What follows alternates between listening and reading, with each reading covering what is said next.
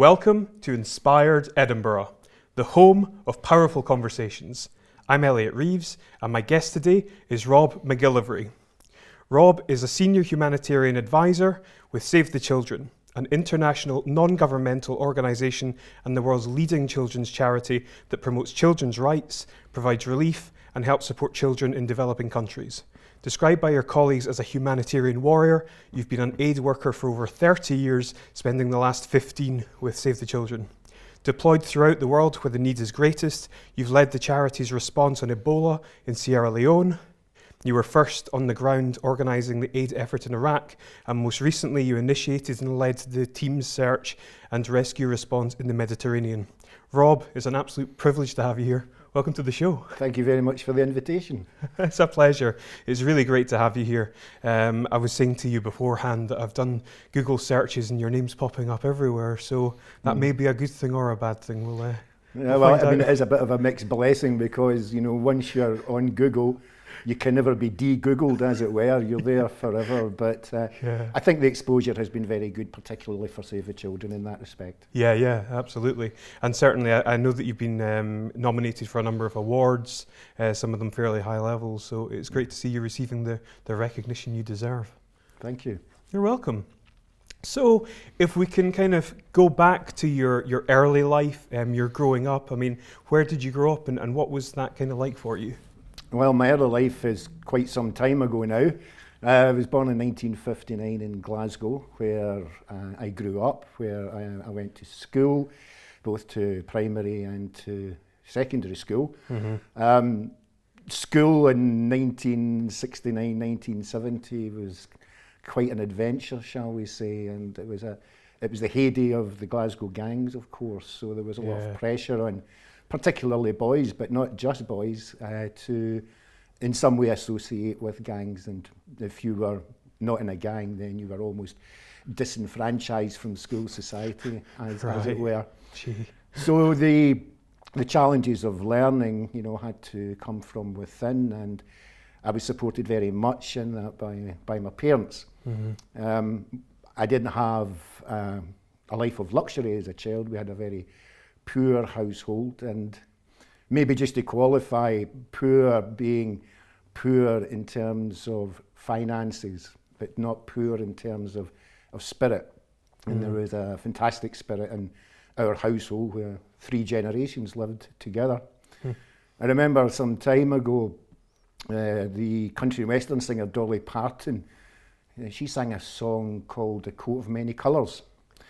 And in that song there's a line which says that people are only poor if they choose to be. And she was taken to task on this by a number of American TV outlets. And she qualified it very aptly in saying that, you know, people can be financially poor, but they can be spiritually poor. And spiritually meaning spiritually in the broadest sense of the word. And that she came from a background which was spiritually sound and robust. Yeah. So that was school. I left school and then decided there were 2 paths that I could go down. I could either become a commercial artist at the time, or to train as a nurse. And I started off as a nursing assistant. I then went through my training and then ended up as a charge nurse in hospital wards in the south side of Glasgow. So I was 22 years old when I had my first charge nurse's position, which was quite a responsibility at the time, and haven't looked back since. So growing up, I mean, who do you think were the people that had the greatest influence on you? You know, whether it's kind of parents or friends or people that you admired? I think my father. I have this, you know, early childhood memory of, you know, he would sit in his wooden backed chair and he would have me at his side, and he would always read from his favourite book, which was a book by Thor Heyerdahl called Aku Aku. And this was the journey of a number of people across the Pacific Ocean on bamboo rafts. And they did it just to kind of prove that it could be done. And they were very successful in that. And in the middle of the book, there were a number of colour pages, photographs of you know, statues in Easter Island, for example, or the kind of weird marsupials that you find across the Pacific. And I was, you know, absolutely captivated by this. And, you know, I still have the book, but unfortunately not my father anymore. And then, you know, because my dad worked in the shipyards, I had the opportunity to go down to the shipyards when I was allowed to stay up late at night and marvel at the ships on the Clyde, coming from places like Panama and Liberia and Hong Kong. So I developed from that an interest in geography and in memorising flags and so on and so forth. And there was one occasion when my dad and my Uncle William took me down to John Brown's shipyard under a cloak of secrecy to see something that I could never ever tell anyone else about. And this was to see the hull of a ship being manufactured called the Q4. That was the project name of the ship, which turned out to be the Queen Elizabeth II. Wow. So for a boy of about, I don't know, maybe what I was, maybe 8, 9, 10 years of age, it was a magnificent sight to see, you know, welders hanging off the hulls of ships and sparks flying all over the place, and seeing this remarkable project, you know, come to life. So I guess these are the kind of two major incidents historically in my childhood which gave me the taste for travel. Yeah, yeah, it's amazing. So, I mean, you were a nurse for a number of years. You went into obviously the work that you're doing kind of now, humanitarian work. Do you have any early memories that you can think of that might have kind of led you into wanting to do work with people and helping people? I think so. I mean, I think it was perhaps maybe in a sense politically motivated. You know, we had a government at the end of 1989, 1990, which seemed to want to dismantle not just the National Health Service, but also social work provision in Scotland and in the United Kingdom. I spoke to some friends about it, and a number of them had said, "Well, I'm going to go overseas and work," and it was the fashion at the time to go to Dubai as a nurse and earn lots of money in Dubai, and then come back and pursue your hobby or whatever once you come back home. But that didn't really appeal to me, and I went to India with my now wife and, you know, great support, Liz. And I was just enthralled by the diversity, by the food, by the number of different cultures that would live and work in a relatively small space. And I thought, well, this is definitely the way I want to go. But there was a couple of conditions there, and interestingly enough, there was a facility working with the National Health Service to be able to take leave of absence. So you could go and do VSO, which I did, or which we both did for 2 years, which turned out to be slightly longer than that. And then you could come back to your job in the National Health Service. But after the 2 years were up, I was looking for another year, and so on and so forth, and it snowballed from there, and that's now what I've been doing, and both Liz and myself have been doing for the last, almost 30 years now. So how did you come to work for Save the Children? What was the path that led you there? When we went out to work in Papua New Guinea, we worked for the Papua New Guinea Red Cross Society. We were seconded to the Papua New Guinea Red Cross Society by British Red Cross. And as you know, the Red Cross organisation is an umbrella organisation which spans the circumference of the world. The work was principally with children, but also with disasters, so responding to volcanic eruptions and to floods and to cyclones, so on and so forth. When we finished in Papua New Guinea, we came back to Scotland, and that was just after the Rwanda genocide, and there was a massive call to arms for people to go and work in Rwanda and in Zaire.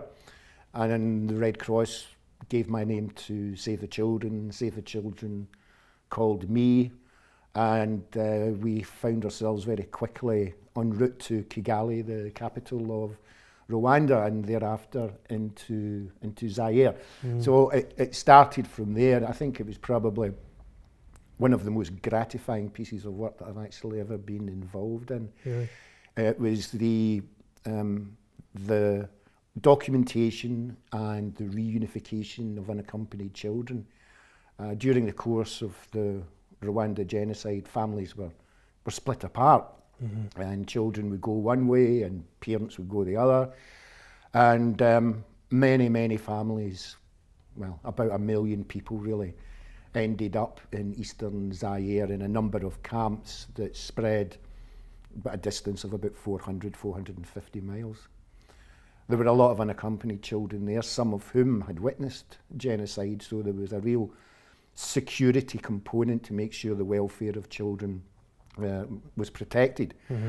So we ran this massive child reunification program in Bukavu, which is in the south, and in Goma, which is in the north. And it's really a kind of a massive logistics operation. You have children in children-only camps.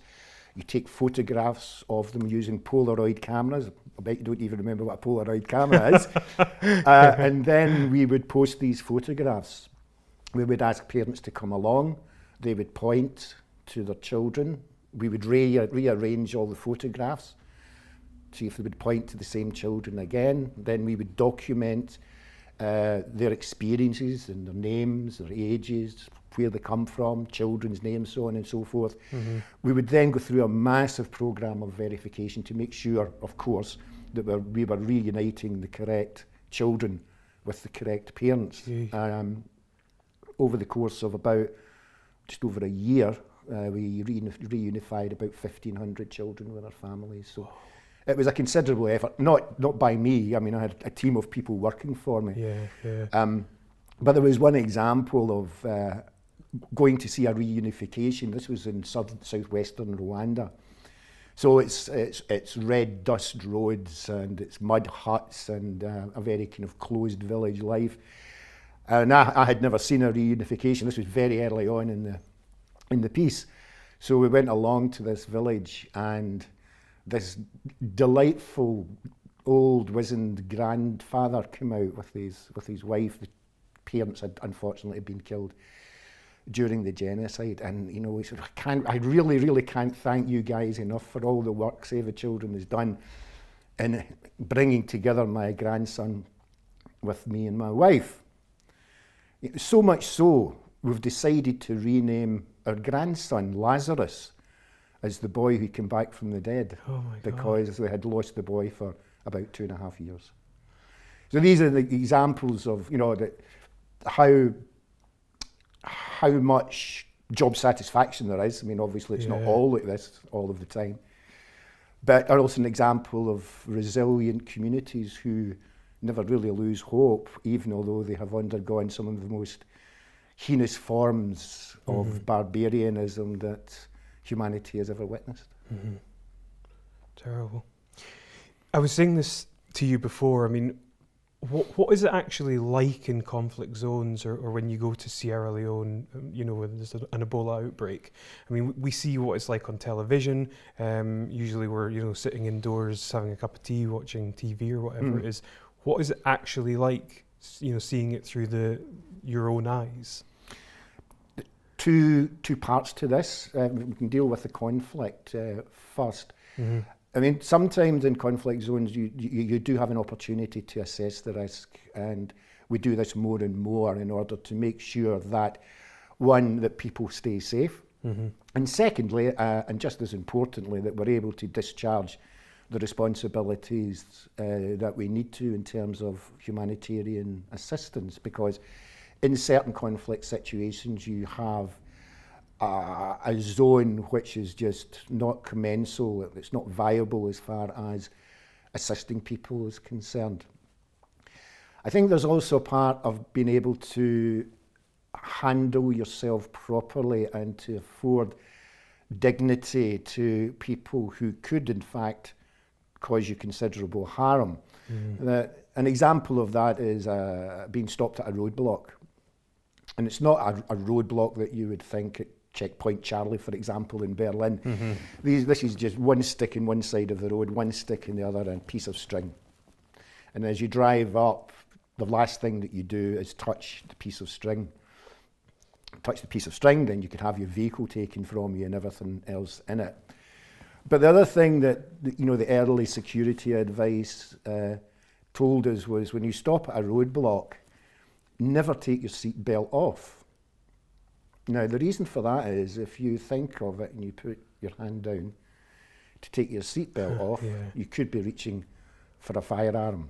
So hands in the air, good eye contact, and it may be that the person that stopped you at the roadblock is an 11-year-old boy with an AK-47 semi-automatic machine gun. You give that boy, obviously, just as much respect as you give everyone else, because literally people have the power of life and death in their hands. But it extends to more than that. It extends to the effect that insecurity has on vulnerable populations, because, I mean, we do have security plans in place. We know how to organise a curfew, for example, to keep people in at night. But children still have to fetch water, even in the evening, and that can put them into a situation of vulnerability. As you know, rape and sexual abuse is very high during times of conflict. So local communities share a significantly greater amount of risk than humanitarian workers do, although obviously there is risk there. Knowing about your circumstances, what's around you, who's around you, where your nearest safe point is. Do you have a room in the house where you can use as a safe room? Are there bars in the window? What alter your journey to work every day? Jeez. These are things which, in a sense, become second nature, or they should do, and we will never reduce the risk to zero. But what we do have is a residual risk which we can manage using, you know, solid security policies and good protocols when we're working in a very conflict-ridden environment. For the case of Ebola, the risks are quite different. There certainly is a sense of insecurity, but that sense of insecurity comes from, you know, an organism which is 1,000 times smaller than a bacteria, and that's from Ebola hemorrhagic fever itself. We ran a country programme in Sierra Leone during the height of the Ebola crisis. Save the Children was one of the few country offices to stay open during what was a very, very difficult time. And again, it's about precautions. It's about, you know, not shaking hands, not hugging, and people in Sierra Leone are a very tactile population. Don't eat bushmeat. Don't go to funerals where people have died of Ebola. For the women of Sierra Leone, the advice is don't wash down dead bodies, because that's traditionally a woman's job. And in one example, we had a member of our staff whose wife had gone to a funeral, and luckily she was a contact, so she wasn't actually infected by Ebola. But 24 people who attended the funeral died of Ebola. So we had to quarantine this lady and her husband and her 5 kids for a period of 23 days in order to ensure that everybody was Ebola free and to have plans in place should people start to get sick. But the quarantining is one part of it, and if you and I were quarantined, then we would have everything that we need to survive for 23 days in our own homes. But when you live in a shanty town in Freetown in Sierra Leone, you need to think about, where are we going to get fresh water from? Where are we going to get food from? How are we going to get basic services into a colleague who, you know, through no fault of his own has come in contact with this deadly virus. I think the tragic irony of Ebola, as far as Save the Children is concerned, that there were more people died of non-Ebola related causes in the staff team than died from Ebola. We had not one fatality from Ebola, but we did have fatalities from women who died of the complications of pregnancy. We had one boy who, his mother had come to me and said, look, you know, I need to stop working for you because the creches are all closed, the schools are all closed. I said, look, just, you know, bring Sylvester in here. He can do his homework here and generally kind of look after him. And I came back from a field trip to find out that the young lad had died of an upper respiratory tract infection, something which was quite treatable. Mm-hmm. But because the hospitals were closed, there were a lot of people, and an uncounted number of people, who died from preventable diseases and not from Ebola. Jeez. Why is it you choose to put yourselves in these types of incredibly high-risk situations? I get a very high degree of job satisfaction out of what I do. I like working with people who share a common objective. I delight in the opportunities that I have to see, for example, in a therapeutic feeding centre for children, you will see children admitted who are basically skin and bones. Mm-hmm. And you say to yourself, there's no way this child is going to live for more than 24 hours. Mm-hmm. Some don't. But it's remarkable maybe 2 or 3 weeks later to see these kids plump and jumping about and being kids again. Mm-hmm. And you know, for my colleagues to be able to give a childhood back to someone, it's quite a remarkable feat. And that's way above salary, that's way above anything else. That comes back to the spiritual nature of the job. And I think that, you know, most, if not all, of the people that I work with have an enhanced sense of social justice.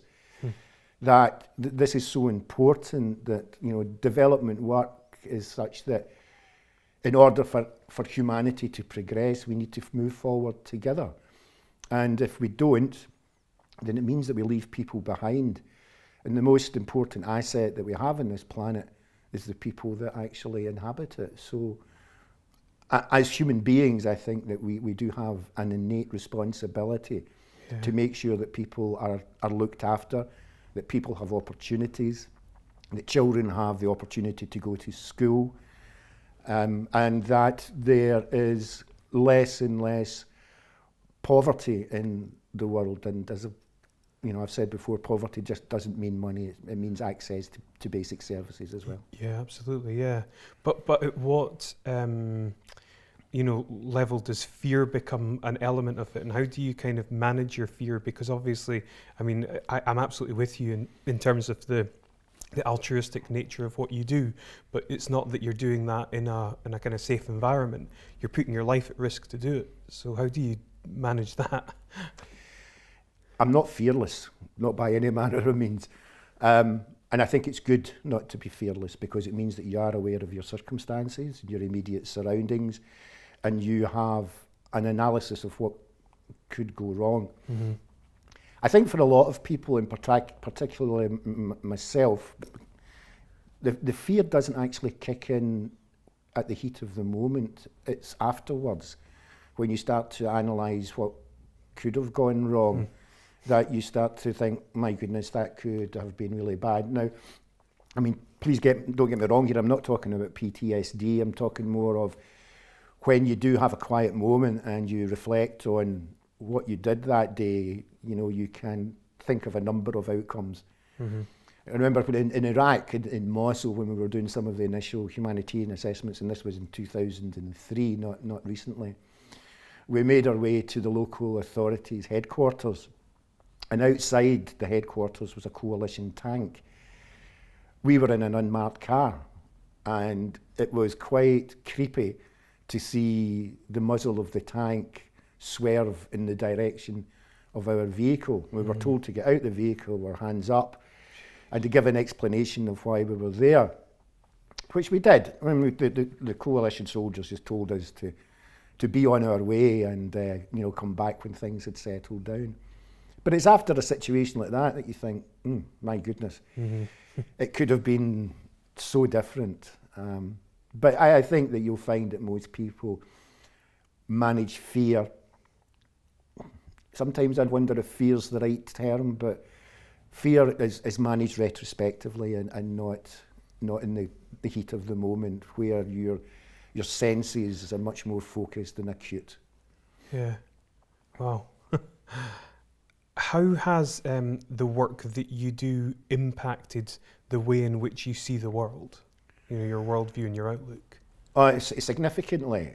Significantly. I'm actually sort of analysing this at the moment, because I've spent more time in the UK over the last year than I have over probably the last 30 years.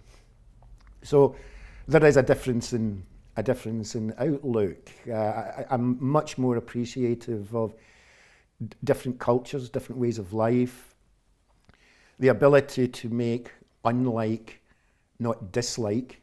And sometimes I think people go down that particular road. To be able to understand the magnificent contribution that people in this country, and disproportionately so in Scotland, make to international development, and I think that has been a magnificent feat and a magnificent indictment on, you know, on who and what we actually are, that we're able to, you know, stretch out our hand and help people, but also to understand a lot more about when people are affected by disasters, whether they're man-made or whether they're natural disasters, that they are not victims. You know, that this is not a patronising environment that we work in. This is about sharing a basic human right, and, you know, the right to life itself is the most basic right that needs to be preserved. But people have a right under international humanitarian law to international assistance. And I'm very grateful for that legislation being there, because it is a very important tool in our arsenal in the fight against poverty and inequality. I know that of late you've been, or certainly kind of recently, you were working in the Mediterranean. There's a ship called Vos Hestia, I believe. Yeah, that's correct. Yeah, and I believe that you've rescued probably now in excess of 3,000 people to date, kind of leading that. We're almost at 10,000 now. Is that really? Jeez, okay. Oh, wow. So we have a 62-metre vessel, one which you would normally find outside of North Sea oil rigs, because if an oil rig goes in fire or somebody needs to be evacuated, there's always a support ship there. And in September of last year, I had a team of people out on the vessel who began search and rescue work. We operated the ship from September through to the end of October. Then the weather gets far too rough for search and rescue work to take place, and then we restarted again in March. Interestingly enough, you know, the change in the operational environment was significant. When I started to look for a ship, I had a number of possibilities, and the one that seemed to be best, and I took this obviously under a lot of advice, was the Vos Hestia. And we were told it would have a capacity of 300 people at any one time. So if we front forward to July of this year, we had 1,065 people on the vessel at any one time. In fact, the 1,065 became 1,066 because we had a wee baby born on board. Unbelievable.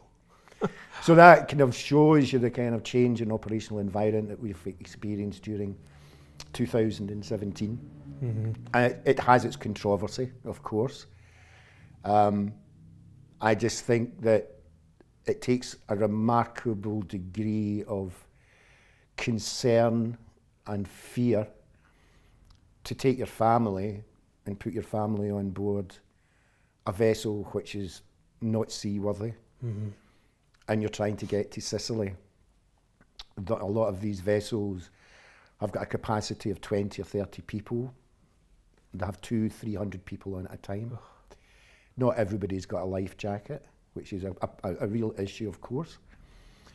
And you know, considering it takes our ship about 22 hours to sail from southern Sicily down to where people get rescued, it's clear that if it wasn't for the search and rescue providers, and certainly not just Save the Children, there are a number of others involved, that many people would have died. And we already know that the Mediterranean is the largest unmarked mass grave in recent humanitarian times. So saving people at sea is the most fundamental form of humanitarian assistance. It's protected under the Geneva Conventions, it's protected under international maritime law, and it was a new venture for Save the Children. We'd never done anything like this before.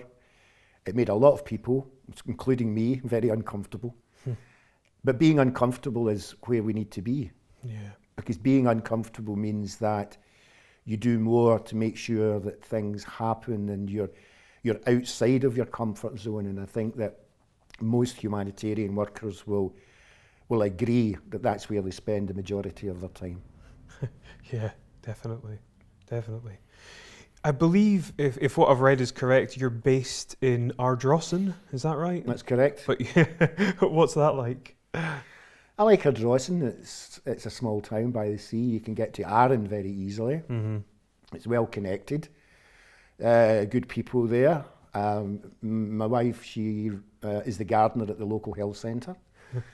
So she's busy planting bulbs as we speak for springtime. And I think I've been very well supported by Liz. And I think we came to a decision that although I'll certainly have my periods of work overseas, that it was time for Liz to really do what she wants to do, and you know, we try and kind of square the circle in some way. So I've got no regrets. And I remember a couple of people said, "Oh, Rob, you know, there's a formula here that for every year you spend overseas, it takes you a year to settle back into domestic life." I don't think I've debunked it. It hasn't taken a year. I mean, I'm very fortunate with what I do, with what I've got. And it just makes me appreciate it all the more when I see what people don't have. Yeah. So from Ardrossan, you're essentially deployed, you know, on a sort of global scale. How is the decision made as to where you're going to, you know, where your missions are going to be and where you're going to help? Well, I mean, it's based on need. Save the Children UK in particular has got a significantly large capacity to be able to manage a number of different emergencies at the same time. It wasn't always like that. But there are a couple of individuals who were responsible for growing this cadre of first responders, if you like. Theoretically, I could be deployed anywhere in the world. I've done a few pieces of work in the Middle East, just looking more at how funds are spent and the quality of the humanitarian work as it stands. So I think as I'm, you know, getting near to 60, I'm looking more towards assessing the quality of the work rather than, you know, jumping into the harness day one. There's people half my age that can do it twice as good as me. I'd like to get your thoughts on kind of war and conflict, and really having seen the effects of it. I mean, what are your kind of views on it? Well, I mean, realistically, I don't think it's something that's going to go away anytime soon. A lot of conflict comes from poor governance in countries, whether that's governance at a national level or at a local level. We have a number of state and non-state actors who get involved in conflict, militia groups in North Kivu in the Democratic Republic of Congo, for example, is a case in point. A lot of groups are involved in conflict not to protect the population, but to perhaps exploit the population or to exploit natural resources. I think that food insecurity and in the failure of crops, for example, perhaps in northern Kenya or South Sudan, lends to increased conflict, increased tension amongst individuals and groups, pressure on land. And if you fly across Rwanda, for example, it just looks like an American patchwork quilt. And it's said, and I think it's rather too simplistic, but it definitely was a factor in the Rwanda genocide, that the competition for land became too great. Climate change plays a part. Wetter places become even wetter, drier places become drier, and then that effect on the environment, whatever the cause, that effect on the environment means that people move much more than they ever did, and therefore move into other areas where there is the increased risk of conflict, or the increased advantage that host populations welcome people into their houses and they share the already meagre resources that they have with other people. So that, I think world leaders can do a lot more in terms of reducing conflict, and I think we'll never get it to zero. But I think that most of the conflict that I've been involved in has been unnecessary, and political solutions could have been found, because a solution will never be found using an AK-47. Yeah, absolutely. In a world that has the amount of money and resources that we do, why do you think there's still so many people living in poverty? Well, I think you probably gather from what I've said to you so far that I think that the resources of the world are ill-divided. And it's not that people are requiring lots of money. What families want is basic accesses. They want children to be born in a situation where they can be born safely. They want a decent standard of health care, not necessarily top notch, but a standard of health care that reduces the incidence of mortality. To allow to get their kids to school, tertiary education, and a decent opportunity in life. Now, I don't think that that's unrealistic. I think that there are certain countries where there is significant degrees of poverty which are associated with a lack of finances. That's not all countries, but there are certain countries that I think we will have to support for the foreseeable future. In part South Sudan, even although there's oil near to the border with northern Sudan, or Sudan proper, that's a contested area, so nobody really can release these natural resources. Some parts of the Democratic Republic of Congo, it's quite startling that in Kasai Oriental there's a town called Mbujimai, and it's famous for nothing except diamonds. And in the main street of Mbujimai, on both sides you have diamond merchants who take the diamonds and then sell them on. So the opportunity there for everyone is, well, I'm going to find myself a diamond too. And a lot of the houses in Mbujimai, the families dig into the foundations of the houses in order to look for diamonds. My God. They don't find the diamonds, or even if they do, that's then sold on a paltry rate to the diamond traders. But the problem is that if there's a big storm and a flood, the houses collapse. And you know, families who had the aspiration of finding something that might improve the lot of family life actually end up homeless, in peril and vulnerable. So I think there are a lot of success stories certainly in West Africa as far as development is concerned. I think Malawi's been a great success story, Ghana equally so. Interestingly enough, so is Ethiopia, although there is obviously the propensity for natural disasters, including massive food insecurity. Kenya has been a partial success story. I still think there are some governance issues in Kenya, but it's not all gloom and doom. You know, there are a lot of countries which have made significant efforts to improve the lot of ordinary people. Some of that improvement can be credited to better governance. Some of it can be credited to the NGOs and other organisations working in these countries, and a lot of it to local populations, to families themselves who see themselves as a stakeholder and a major stakeholder in their own future, and are able to direct NGOs now into, this is what we want from you. This is, you don't tell us what to do, we'll tell you what to do, and that's exactly the way it should be. Yeah. I wasn't sure if I was going to ask you this, but I'm going to.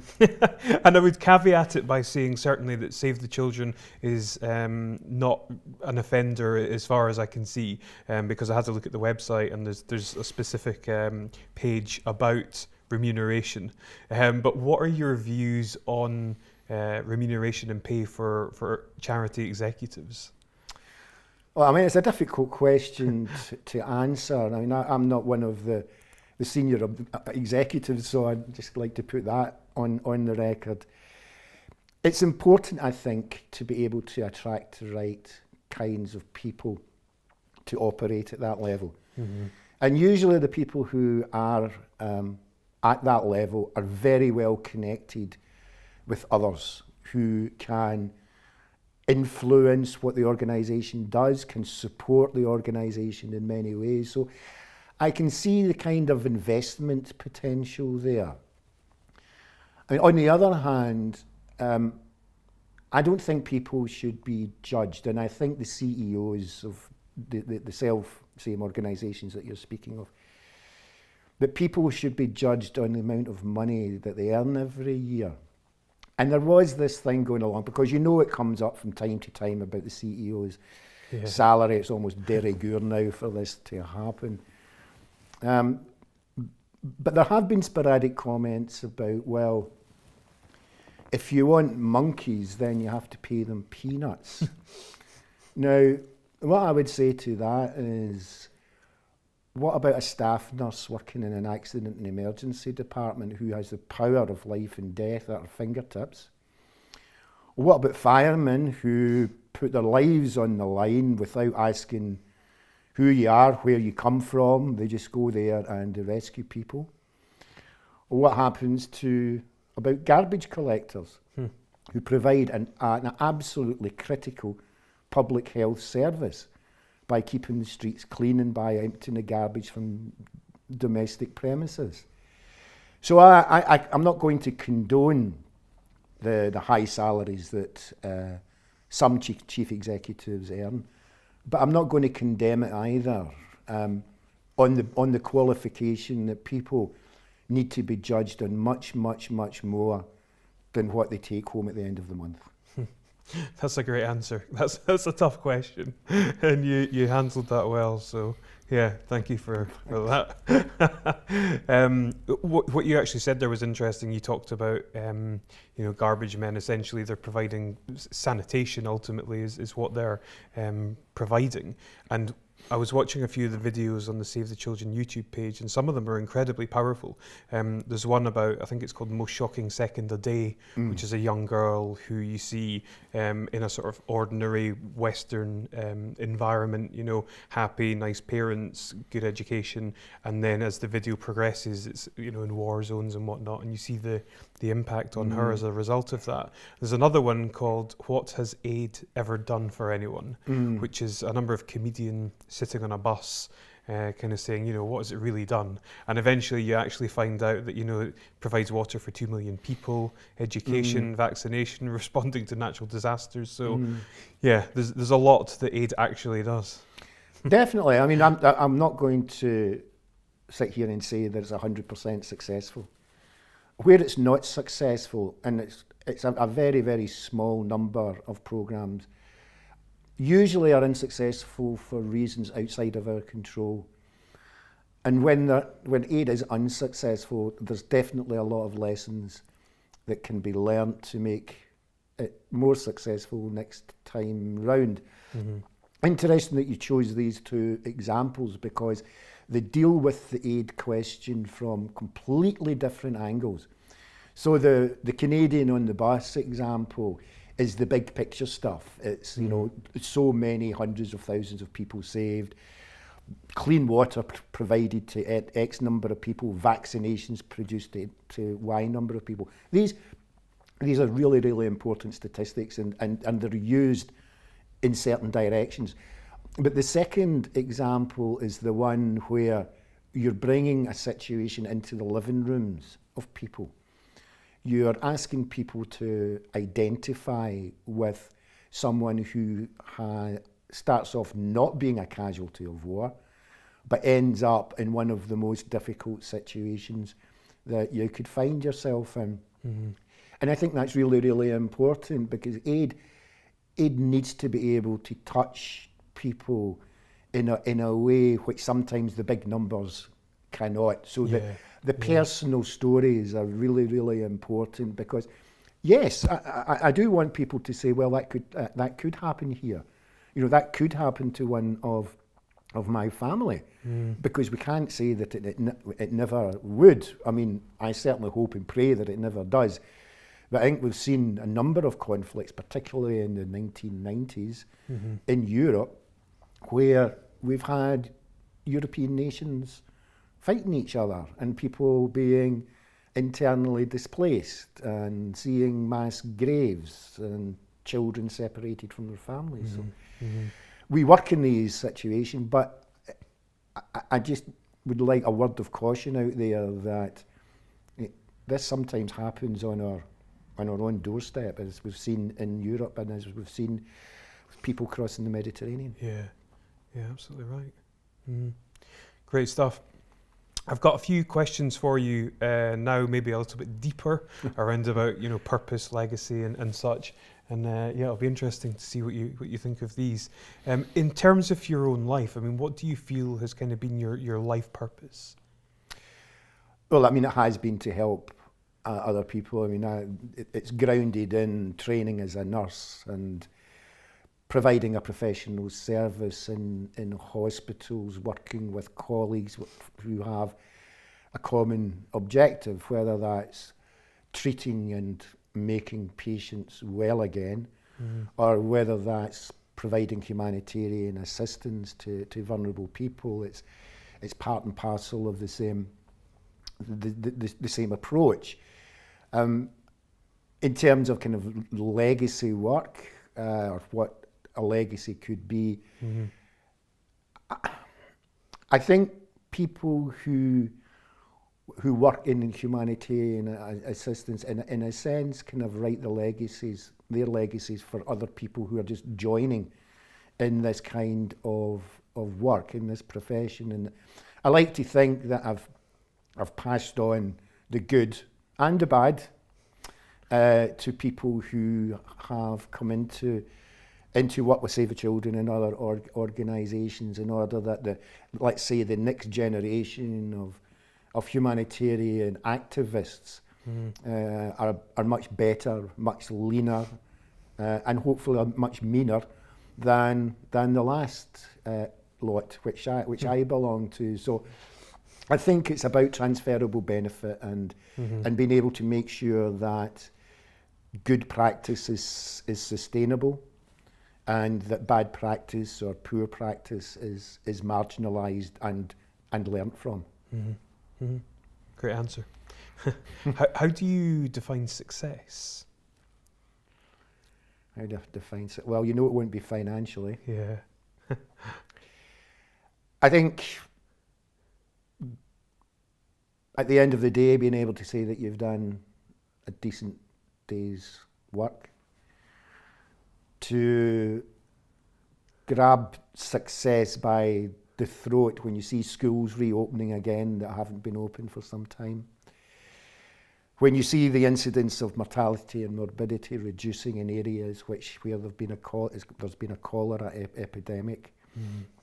And I guess what I'm trying to say here is that when you see general improvement in an otherwise vulnerable population, then that's how I would judge success. And I maybe should emphasise this, that this is not a personal success, this is a success which is shared throughout the whole of the humanitarian community, because, I mean, it is a cast of hundreds, and, you know, there is no one person who can take credit. That credit has to be taken by, even by sometimes by people that you've never met, people who work in finance departments or human resource departments or quality control or insurance.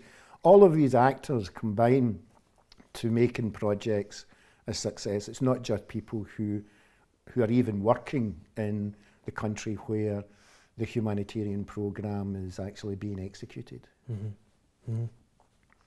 Well, I'm just thinking aloud, actually, what you're saying. I mean, how do you think people in today's culture move from a sense of, you know, what's in it for me, or a kind of ego-driven perspective, and focus it on helping other people, and a sort of allocentric perspective?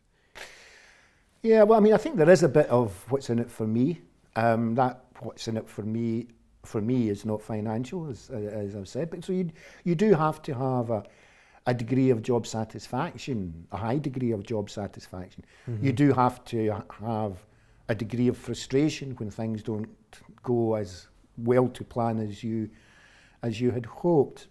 What I've seen, especially over the last 5 or 6 years, maybe 6 years ago, the trend was that people left the NGO communities, the charities, and then went into the corporate sector. I'm seeing exactly the opposite now. I'm seeing people from the corporate sector coming to work for charities, and, you know, typically say, "Oh, I've had enough of it in the city. I want to come and do something worthwhile." Yeah. It's fair enough. I'm sure what they were doing before was worthwhile, but worthwhile in a different way. And that reassures me that, you know, it's not just a one-way street of people moving into the United Nations organisations or into the private sector, but the opposite is also happening. And that gives me a great deal of satisfaction. I mean, interestingly enough, people come from the private sector into the charity sector with their own language, you know, with the brand, with the market. Who is our market? And, you know, the little red Charlie Brown figure is referred to as a red Pantone. You know, so there's this. I mean, I find it quite amusing in a way. I know it's in another way it's deadly serious, and we do have to get our heads around a slightly different language. But it's just interesting that the import of people, good people from the private sector, come with their own language attached. Who or what inspires you? I get inspired by local communities, and not necessarily the leader or the big man or the big woman in the local community, but those people who are able to perform under sometimes significant adversity. And a lot of Save the Children's work, and indeed other charities, is done through local partners. And, you know, local partners sometimes don't have the same kind of network of support that the bigger organisations do. And, you know, they struggle on, even although in some countries it's under the most difficult of circumstances, where humanitarian relief is delivered under cover of darkness. That the delivering of assistance to vulnerable communities is deemed by some militias as illegal, yet it still goes on. And you know, what we have is almost like a shrinking of humanitarian space to a point where neutrality is very difficult to define now. That, you know, you're either for us or you're against us. And as a humanitarian, working for a humanitarian organisation just means that you could be shot by both sides.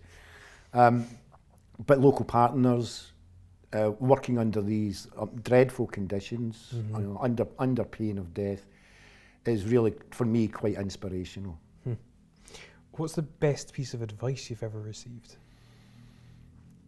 Never take the easy way out. Always inspect the easy way out, because it generally turns into be a bit of a poisoned chalice. And I've always kind of followed that advice, whether that's, you know, looking over contracts for work that we're performing, or, you know, making sure that the budget's done properly, and, you know, taking a concept and breaking it down and analysing it. That, you know, that the line of least resistance is what water takes, and that's why your ceiling gets wet. Oh, that's one of the best things I've heard. That's great. If you had the opportunity to speak to your 20-year-old self, what would you say?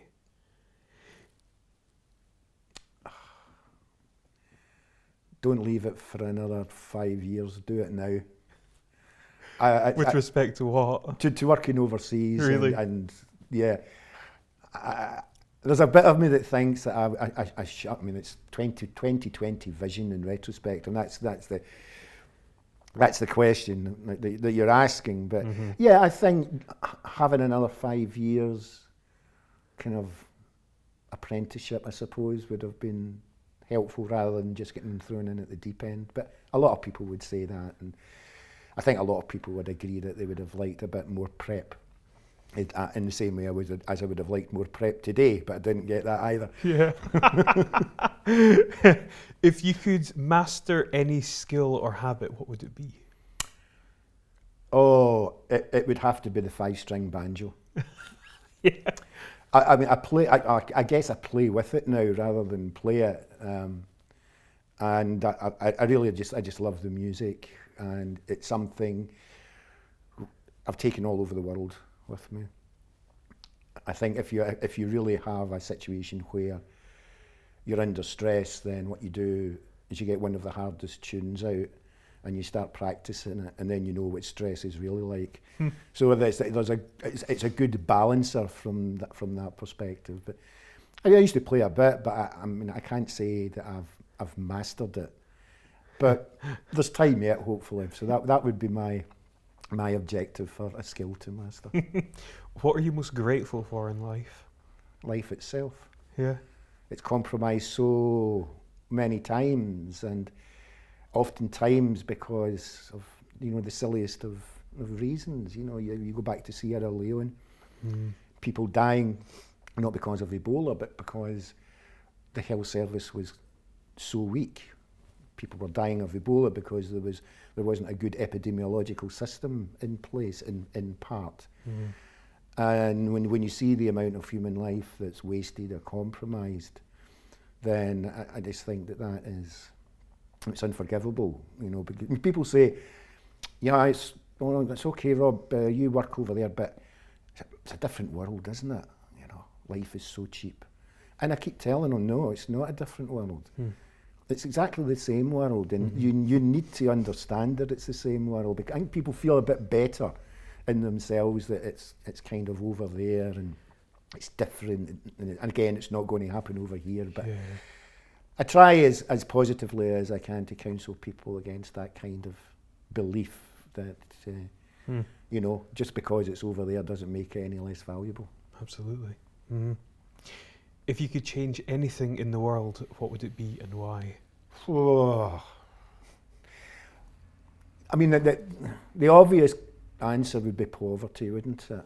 And I know that there's a lot of people, a lot of good people working on poverty and reducing it. And my tendency would be to leave that to them, and I'm a very small part of that. So I think the one thing that I would get rid of or change is the disinventing nuclear weapons. We could end up with a world which we can't live in because of nuclear weapons. And, you know, humanitarians don't take political stances, and please don't misinterpret this as a political stance. Sure.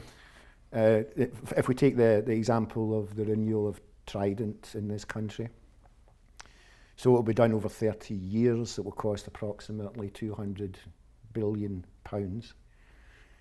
And in a quiet moment, I worked it out, so please forgive my arithmetic. It works out at £122 per second. So that's a lot of money, so you could get away, you could have a very healthy international development budget and dispense with austerity at the stroke of a pen. So that's what I would do, and not just in this country. There are a number of countries around the world, some higher profile than others, where we just don't need to have that kind of technology, that very pernicious way of killing people in their hundreds of thousands. So that's my very modest objective for the next few years. Rob, I've had an incredible time speaking with you. You're a truly fascinating person, and I think the work that you do and that Save the Children does, of course, is absolutely phenomenal. So thank you so much for your time today. Thank you very much. It's a pleasure. Pleasure's mine. Thanks, Rob. Cheers.